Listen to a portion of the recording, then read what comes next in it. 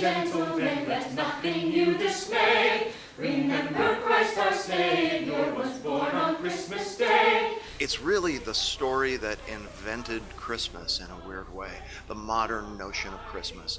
And I think this show is really about how incredible and transformative Christmas can be.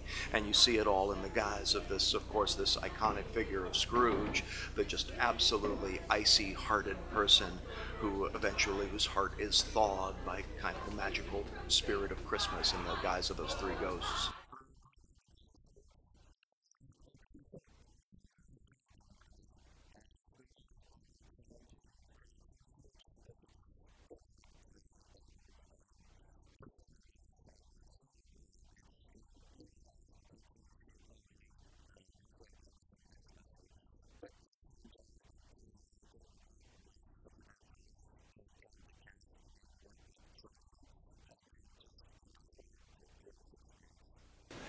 I could work my will.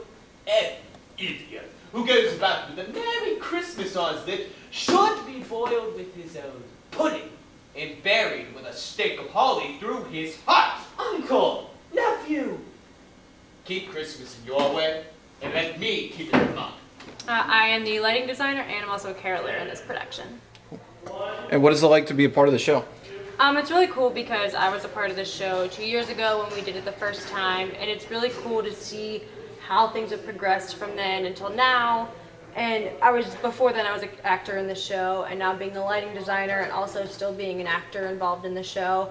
It's kind of cool because a lot of times during a show you say, well, man, I wish I could have gotten another chance to do this, or I wish I could have changed this and made it better. And now was kind of our opportunity to take those changes that we wanted to make and then put them into another show. So it's kind of a nice second chance. And it's also a really nice show to do for the community because they love it. So it's nice to do something good for them.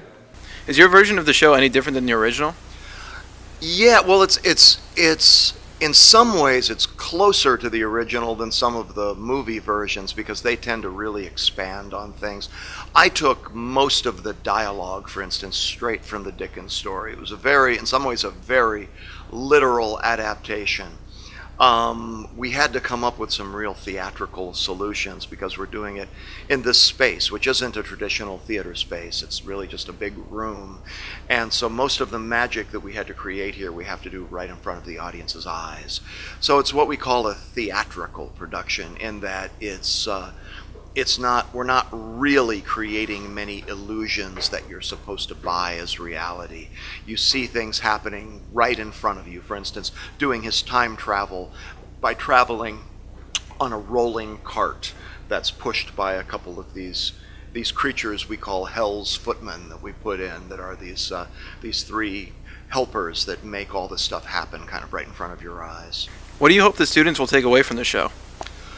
Oh boy, I mean, in this case, we're not going for anything terribly profound. We want students and also the community members that come in. We're getting tremendous community interest for this show. And what we hope for all of those people is that they just be reminded again of why they treasure this holiday. It's, of course, I mean, everyone knows, we complain about it all the time, about how overly commercialized the holiday has become. I mean, I think that the whole sort of gift industry has an advertising industry has almost ruined the holiday for most of us.